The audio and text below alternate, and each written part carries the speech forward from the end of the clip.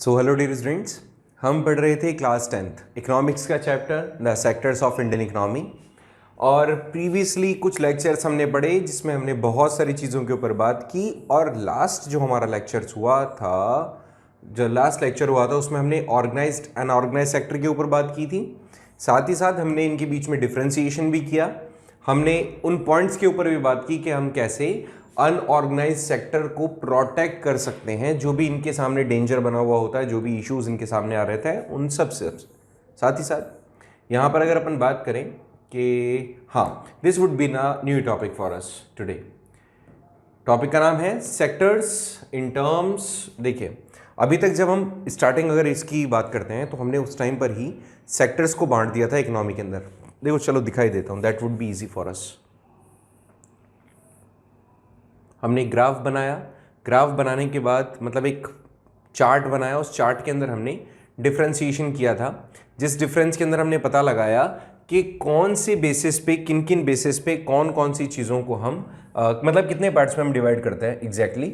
Economic activity के behalf पे primary हमने देखा था, फिर हमने सेकेंडरी देखा था एंड टर्शियरी देखा। फिर अभी लेटेस्टली हमने कंप्लीट किया organise sector and unorganise sector. आज का जो टॉपिक है वो है ओनरशिप की बेस पे private, public and joint sector. Majorly इसमें पब्लिक सेक्टर आता है और प्राइवेट सेक्टर आता है। जॉइंट सेक्टर के बारे में भी डिस्कस करेंगे अपन। चलिए तो शुरुआत करते हैं। पहले तो एक चीज़ बहुत ही सिंपल है, आप समझ जाइएगा प्लीज़, कि जहां पर भी पब्लिक का नाम आ जाए वो सेक्टर रिलेट करता है गवर्नमेंट से। ठीक है, जहां पर भी पब्लिक वर्ड यूज किया जाएगा आपको हमेशा फोकस करना है कि we are talking about public sector. Got it? तो पब्लिक सेक्टर, प्राइवेट सेक्टर और तीसरा आप जॉइंट सेक्टर भी कह सकते हो, that we also have the third one which is joint sector. चलो तीसरा भी देख लेते हैं एक बार, जॉइंट सेक्टर। अब देखो भाई, पब्लिक सेक्टर में क्या होता है कि जो भी इंडस्ट्रीज स्टेट के थ्रू, स्टेट का मतलब गवर्नमेंट के थ्रू या उसकी एजेंसीज के थ्रू अपॉइंटेड है या वर्क की जा रही है, वो पब्लिक सेक्टर का पार्ट होंगी। जैसे इंडियन रेलवेज, बट लेटेस्टली आप जानते होंगे इंडियन रेलवेज को भी क्या किया गया है, प्राइवेटाइजेशन के तहत लाया जा रहा है। आयरन एंड स्टील इंडस्ट्रीज, ठीक है, ये वो सारी इंडस्ट्रीज हैं, भिलाई में हो चाहे दुर्गापुर में हो। ऑयल इंडस्ट्रीज, ऑयल फील्ड्स, ये सारी वो इंडस्ट्रीज हैं जो किसका पार्ट है, पब्लिक सेक्टर का पार्ट है।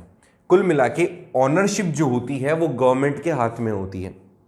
अब गवर्नमेंट के हाथ में है, जैसे जितने भी हमारे रिसोर्सेज है ना, जैसे कोल इंडिया एक कंपनी है जिसपे कोल्स के ऊपर, मतलब कोल्स आप जानते होंगे, कोयला खादान, इसके ऊपर उनका ऑनरशिप होता है। मोर देन 50% से ज़्यादा ओनरशिप जो होता है वो गवर्नमेंट का हो। ठीक है, 50% से ज़्यादा ओनरशिप किसका हो, गवर्नमेंट का। प्राइवेट सेक्टर की बात करें तो ये वाला कंसेप्ट भी बहुत सिंपल है, जहां पे ओनरशिप किसके पास में होती है, प्राइवेट इंडिविजुअल्स के पास में होती है। जैसे Tata iron and steel company, TISCO कहते हैं जिसको अपन, या रिलायंस इंडस्ट्रीज, ये सारी वो इंडस्ट्रीज हैं जो कि प्राइवेट ओनरशिप के अंदर हैं। एक और है जॉइंट सेक्टर, जैसे अभी मैंने आपको बताया। तो जॉइंट सेक्टर का सीन क्या होता है कि जॉइंट सेक्टर में कुछ प्राइवेट एंड कुछ जो गवर्नमेंट ऑर्गेनाइजेशंस हैं वो साथ में आती हैं, या जो लोग हैं वो साथ में आते हैं एंड शेयर करते हैं किसी पर्टिकुलर एक सेगमेंट को। जैसे आप मान के चलेंगे कि यहाँ पे जॉइंट सेक्टर में जो रिसर्च एंड डेवलपमेंट प्रोग्राम्स होते हैं उसमें private individuals and government individuals ये सारे मिलकर के उस तरह के टास्क को कंप्लीट करते हैं। हालांकि आज जो समय है, इंडियन रेलवेज को भी जॉइंट सेक्टर के अंदर लाया जा रहा है, लाइक आधा ओनरशिप गवर्नमेंट का होगा और आधा प्राइवेट का होगा। ठीक है, किसी भी इंडिविजुअल्स का, देखिए पब्लिक सेक्टर में मैंने आपको बताया 50% से ज़्यादा होना चाहिए, प्राइवेट में भी 50% ज़्यादा इंडिविजुअल्स के पास में, जॉइंट सेक्टर में 50-50 के आसपास जो होता है वो वर्क चलता है। ठीक है, ओनरशिप 50 किसके पास में, गवर्नमेंट, और 50 प्राइवेट। Got it? बहुत ही सिंपल था। हालांकि इससे क्या क्वेश्चन बनेगा, क्वेश्चन तो ऐसा कुछ खास है नहीं। यहां देखिए आप, पब्लिक एंड प्राइवेट सेक्टर्स की बात करें तो ओनरशिप के बिहाफ पे कुछ टर्म्स यहां पर दी गई है। The contribution of public sector to Indian economy, and कैसे इससे डेवलपमेंट होता है नेशन का। देखिए, पब्लिक सेक्टर मतलब गवर्नमेंट सेक्टर के पास में अगर कोई चीज है, गवर्नमेंट के अंडर में कोई चीज है, तो उससे कैसे इकोनॉमिकल डेवलपमेंट किसी नेशन का आप समझ सकते हो, मान सकते हो कि what would be the basis. अब देखो बहुत ही सिंपल है, इसमें सबसे पहले है अगर कोई भी चीज गवर्नमेंट की अथॉरिटीज के अंडर में होगी तो गवर्नमेंट का मेन इंटेंशन होता है प्रॉफिट कमाना नहीं, उनका मेन इंटेंशन होता है डेवलपमेंट करना। सोसाइटी में जितने भी रिसोर्सेज हैं या जितने भी पीपल हैं उनकी मतलब एक तरीके से उनके बीच में कोऑर्डिनेशन बैठाना, जिनको रिसोर्सेज की ज़रूरत है उनको तक वो चीज़ पहुंचाई जाए। और जो भी प्राइवेट ऑर्गेनाइजेशंस होंगे उनका मेन इंटेंशन, या प्राइवेट ओनर्स होंगे उनका मेन इंटेंशन होगा पैसा कमाना। यहाँ ऐसा नहीं होता। तो देखिए यहाँ पर क्या बोला गया है कि पब्लिक सेक्टर का पार्टिसिपेशन इकोनॉमिक में क्या है, इंडियन इकोनॉमी में क्या है। तो पहली चीज़ है रीजनेबल कॉस्टिंग। अब इंडिविजुअल्स हैं, प्राइवेट ऑर्गेनाइजेशंस हैं, वो तो अपने प्रॉफिट के लिए काम कर रही हैं, तो वहाँ कॉस्टिंग जो होती है वो रीजनेबल नहीं होती। उसके अंदर तो कितना भी डिमांड कर सकते हैं। सेम वैसे ही है कि किसी सरकारी हॉस्पिटल से आप दवाइयाँ लेकर आएँ तो हो सकता है आपको फ्री मिलेगी, और आप प्राइवेट से लेकर आओ तो कितना ही छोटा प्राइवेट हॉस्पिटल हो तो आपको दवाइयाँ कंपेरेटिवली क्या महंगी ही मिलेगी ऑफ कोर्स। तो यहां पर इसने बताया कि जो पब्लिक सेक्टर होता है वो प्रोवाइड करता है essential things at a quite reasonable cost. कई बार तो सब्सिडी में भी देता है। तुम्हें मैंने सब्सिडी वाला कंसेप्ट बताया था कि आधा पैसा गवर्नमेंट आपके बिहाफ पे जमा कराती है कि आप एटलीस्ट इन सब चीज़ों को यूज़ करो। तो यहां पर इसने कहा कि रीजनेबल कॉस्टिंग होती है पहली चीज़, और रीजनेबल कॉस्टिंग है दैट मीन्स आप ये चीज़ मान सकते हो कि इसका मेन इंटेंशन है लोगों तक उन असेंशियल चीज़ों को पहुंचाना। ठीक है, ये याद रखिए आप। यहाँ क्या है, it's quite necessary to have a public sector because of the following reasons. अगर पब्लिक सेक्टर ना हो तो क्या क्या चीजें होंगी, हर एक पर्सन अफोर्डेबल मतलब उसको असेंशियल चीजें अफोर्डेबल रेट्स पर नहीं मिलेगी।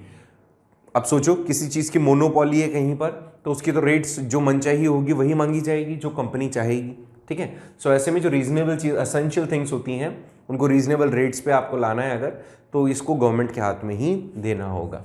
नेक्स्ट देखिए, बड़ी बड़ी इंडस्ट्रीज अगर सेटअप करनी है तो गवर्नमेंट ओनली कैन डू। क्यों? क्योंकि अगर कोई इंडिविजुअल भी लेकर चलेगा तो कई सारी पॉलिसीज़ हैं, उसको फिर ज़मीन लेनी पड़ेगी, सेटअप करना पड़ेगा, रूल्स रेगुलेशंस बनाने पड़ेंगे, मानने पड़ेंगे। बट ऐसे में होगा क्या, अगर कोई काफ़ी ज़्यादा हैवी इन्वेस्टमेंट चाहिए, कई अगर हैवी इंडस्ट्री सेटअप करनी है, तो ऐसे में केवल वो पब्लिक सेक्टर मतलब प्राइवेट सेक्टर नहीं कर सकता, पब्लिक सेक्टर ही कर सकता है। चलो एक सिंपल सा एग्जांपल देता हूँ। सोचिए कोई बड़ी रोड बनानी है, ब्रिज बनाने हैं, तो ऐसे में या फिर कोई एयरक्राफ्ट बनाना है या कुछ भी ऐसा, तो हर एक इंडिविजुअल के बस की बात नहीं होती ये चीज़। और या फिर आयरन या स्टील के कोई प्लांट्स लगाने हैं, तो हर एक चीज़ प्राइवेट के हाथ में नहीं होती। या तो हो सकता है वो बहुत ज़्यादा रिच होने चाहिए, बट उनके कहीं ना कहीं उनकी भी कहीं ना कहीं लिमिटेशंस हैं just because government policies. Okay, so ऐसे में अगर कुछ हैवी इंडस्ट्री सेटअप करनी है तो उसके लिए ज़रूरी होता है काफ़ी ज़्यादा पैसा, और वो जो पैसा यहाँ पे पब्लिक सेक्टर से ही आ सकता है, या पब्लिक मतलब गवर्नमेंट जो है वही उस चीज़ को इनिशिएटिव कर सकती है। इंडिविजुअल कहीं ना कहीं उन सब चीज़ों के लिए मतलब कैपेबल नहीं होता है। देखिए नेक्स्ट पॉइंट है, मेन इसमें क्या देखा जाता है, the benefits of the people. Main intention इनका पब्लिक सेक्टर का तो यही होता है कि लोगों को बेनिफिट मिलना चाहिए। जबकि प्राइवेट सेक्टर की अगर अपन बात करेंगे तो प्राइवेट सेक्टर वाले सोचेंगे कि मेरे घर पे क्या पैसा कैसा ज़्यादा है, उनका मेन इंटेंशन प्रॉफिट कमाना ही तो है। जबकि प्राइवेट सेक्टर का ऐसा माना जाता है कि उनका मेन इंटेंशन है लोगों की सेवा करना, जबकि तुम भी जानते हो मैं भी जानता हूँ ऐसा नहीं होता। बट ये तो कहने की बात है ना कि मेन बेनिफिट किसको मिलता है, लोगों को। लेकिन हाँ, कई हद तक आप ये कह सकते हो कि सोचिए जो गवर्नमेंट हॉस्पिटल्स हैं या गवर्नमेंट स्कूल्स हैं, आज भी हमारे यहाँ इतने सारे हैं, और अगर शायद ये ना हो तो बेनिफिट नहीं मिलेगा। आपके अगर बात करें आपके होम टाउन के अंदर, वहाँ पे भी बहुत सारे गवर्नमेंट डिस्पेंसरीज होंगी या हॉस्पिटल एटलीस्ट होगा, तो ये लोग क्या करते हैं, they are just serving the people. वो अलग बात है कि how they are treating this is little bit dissatisfying, but हाँ यहाँ पर अवेलेबल तो है एटलीस्ट। कि ऐसा तो नहीं है कि कोई बीमार है तो उसको टेक केयर करने वाला नहीं है। हो सकता है लंबी लाइनें हो, लेकिन आपको एटलीस्ट वो चीज़ें अवेलेबल की जा रही हैं बिना किसी कॉस्टिंग के, और ली भी जा रही है तो बहुत ही nominal costing. So this is for giving the benefits to the people. So we have seen the 3 different reasons, by that we can assume कि that is quite necessary to have the public sector among us, जिसमें पहला था reasonable costing, दूसरा था set up the heavy industries, and third one is benefits to the people. Next point की बात करें अगर अपन, तो यहाँ पर बताया benefit of the public especially, क्या है कि पब्लिक सेक्टर जो है वो गवर्नमेंट मतलब एक तरीके से जो कॉस्ट बेनिफिट होता है वो लोगों को देती है, बेसिक वो लोग जो पुअर कैटेगरी से बिलोंग करते हैं। आप जानते होंगे राशनिंग शॉप्स हैं, कई सारी स्कीम्स हैं, तो ऐसे में होता क्या है, राशनिंग शॉप्स वगैरह पे वीट, कैरोसिन ऑयल, ये कई सारी चीज़ें बिल्कुल लो रेट्स पर मिलती हैं। मेन गवर्नमेंट का इंटेंशन होता है कि इस टाइप का जो एक ग्रुप ऑफ पीपल है who they are not able to have एक नॉर्मल जो एक अमाउंट होता है वो भी अगर वो ग्रैब नहीं कर पा रहे हैं, ला पा रहे हैं, तो ऐसे कंडीशन में उनके लिए काफ़ी मुश्किल हो जाएगा एसेंशियल गुड्स को अचीव करना। So that they are giving them through the rationing shops. अभी जो राशनिंग शॉप्स हैं इसके ऊपर जो भी चीज़ें इनको मिल रही है, लाइक खाने के लिए वीट, और सिलेंडर अगर अफोर्ड नहीं कर पा रहे हैं तो kerosene oil, so that they can actually use for fuelling as a fuel.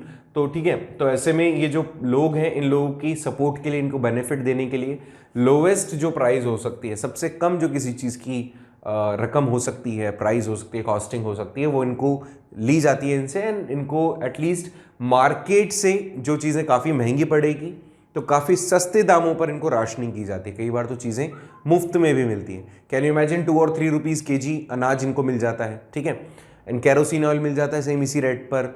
चाय, टी जो मिलती है ना, टी लीव्स जो होती हैं वो भी दी जाती हैं, चावल भी दिया जाता है, इवन आपको शुगर भी दी जाती है, तो सारी चीज़ें इनको मिलती है एसेंशियल गुड्स में।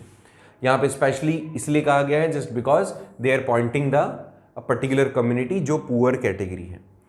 नेक्स्ट है ऑफ कोर्स ये पब्लिक इंडस्ट्रीज जो हैं, पब्लिक सेक्टर्स जो हैं, इसके ऊपर गवर्नमेंट का कंट्रोल रहता है, तो ये किसी भी अनऑर्गेनाइज्ड मैनर में, अनएथिकल मैनर में काम नहीं करेंगे। They will work according to the laws, जो भी चीज़ें इनको दी गई है। The public sector mainly held and control by the government, of course तुम जानते ही हो।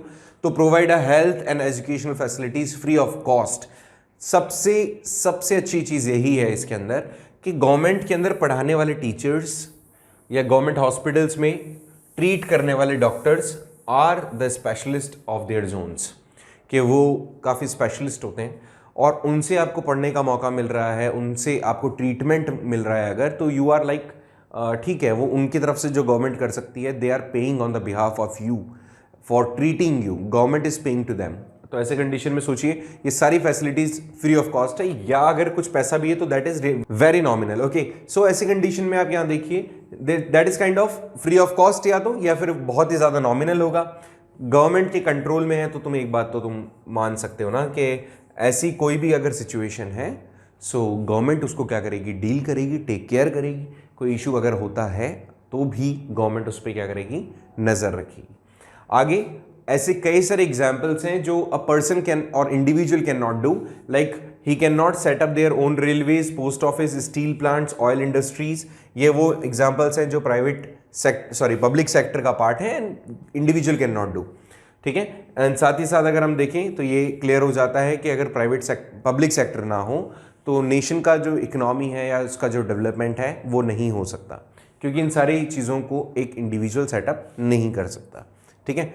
So that was the point. Let's see the next one कि कौन से ऐसी एक्टिविटीज़ हैं जिसको गवर्नमेंट को सपोर्ट करना पड़ता है और कर भी रही हैं। तो जो भी प्राइवेट सेक्टर है वो कंटिन्यू नहीं कर सकते प्रोडक्शन जब तक कि गवर्नमेंट उनको एनकरेज ना करे, ठीक है। देखिए इलेक्ट्रिसिटी, कोई भी अगर आपको प्लांट लगाना है तो दैट इज़ रियली इंपॉर्टेंट कि इनिशियली आपको जो भी रूल्स रेगुलेशंस गवर्नमेंट के थ्रू सेटअप किए गए हैं उनको सबको फुलफिल करना पड़ेगा। साथ ही साथ कोई भी प्राइवेट इंडिविजुअल बिजनेस जो है वो ग्रोथ नहीं कर पाएगा if government will not give them such facilities like electricity at the cost of generation. अगर देखो ऐसे सबसे अच्छी बात है, अगर ऐसा कुछ होता है तो गवर्नमेंट अगर कॉस्टिंग के हिसाब से उसको मतलब कॉस्ट पे देती है तो लोगों का एक जो इंटेंशन होता है, उनका जो बेनिफिट हो सकता है वो होगा and the people will be encourage to do more work like this. तो ऐसे में सोचिए कि इंडिविजुअल है, किसी को अपना बिजनेस सेटअप करना है, उसके सामने तुमने बहुत सारी फॉर्मेलिटीज़ रख दी। तो पहले क्योंकि हमारे यहाँ सेकेंडरी सेक्टर ज़्यादा इंप्रूव नहीं कर रहा, तो इट इज़ रियली इंपॉर्टेंट कि आप सेकेंडरी सेक्टर को क्या करो, उसको थोड़ा सा पुश करो। उसके लिए क्या कर सकते हैं, तो जो चीज़ें आप गवर्नमेंट के through, we are actually giving advice to government कि अगर गवर्नमेंट उनको इन सारी चीज़ों को कर देती है, जैसे कॉस्टिंग जो भी इलेक्ट्रिसिटी जनरेशन है उसकी जो कॉस्टिंग आ रही है उसी रेट पे उनको दे दे, पॉलिसीज़ को थोड़ा सा लिबरल होकर के एक्सेप्ट कर ले, कोई ज़्यादा हार्ड पॉलिसीज़ ना बनाए। तो ऐसी कंडीशंस में जो भी लोग होंगे, इंडिविजुअल होंगे या जो भी प्राइवेट सेक्टर होगा, नो डाउट वो ज़्यादा मोटिवेटेड होगा for doing work for them, ठीक है। और साथ ही साथ वो जब काम कर रहा है उनके जोन के अंदर, तो नो डाउट वहाँ पर रहने वाले जो लोग हैं उनको एम्प्लॉयमेंट भी मिलेगा।